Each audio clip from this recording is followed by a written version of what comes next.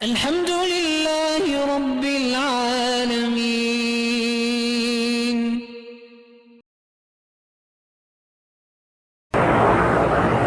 کہتے ہیں کہ سوتے وقت مجھے جن آ کے دباتا ہے تو آپ اس کو دبائیں نا، آیت الکرسی پڑھیں، سورۃ البقرہ کی تلاوت کریں، جب محسوس اعوذ باللہ من الشیطان الرجیم کا ورد کریں، دیکھیں بھاگتا ہے کہ نہیں۔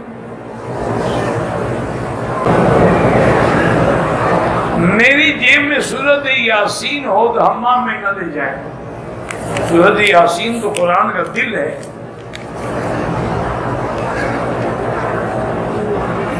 ابھی تک مکہ مکرمہ مدینہ منورہ میں حضور کے رشتہ دار موجود ہیں، آپ کے ملک میں بھی ہیں، جتنے قریشی رشتہ دار ہیں نا۔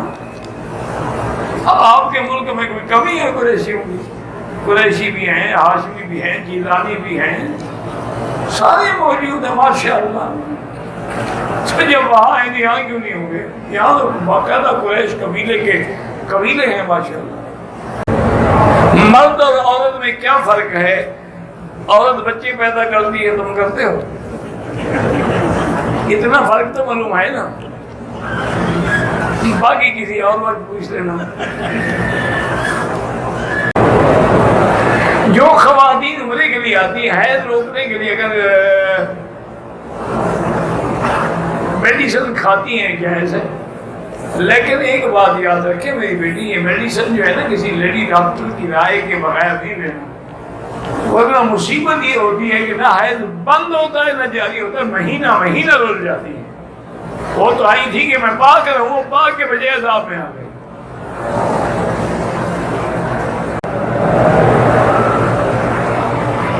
کل طور والا زیارت ہے، کل طور تو کہیں نہیں، کوہ طور پہاڑ کا نام ہے۔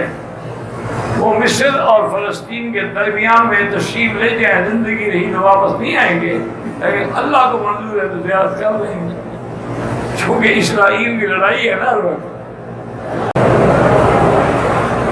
کہتے کہ جب آدمی کی شادی ہوتی ہے تو اس کو 2 رکعت نماز نفل پڑھنے کے لیے مسجد میں جانا چاہیے۔ ہاں بیوی بیچاری گھر بیٹھی رہے تم نفلیں پڑھتے رہو، یہ تو نہیں ہے حدیث میں۔ یہ ہے کہ وہیں اسی کمرے میں کھڑے ہو کر 2 رکعت نفل پڑھ کے اللہ سے دعا مانگے، پھر بیوی کی پیشانی پکڑ کے دعا مانگے تو انشاءاللہ معاملات اچھے رہتے ہیں۔ یہ تھوڑا کہ تم چلے جاؤ مسجد ہو وہاں بیچاری بیٹھی رہے، گھر والے سمجھیں کہ لڑائی ہو گئی ہے، بھاگ کے جا رہا ہے۔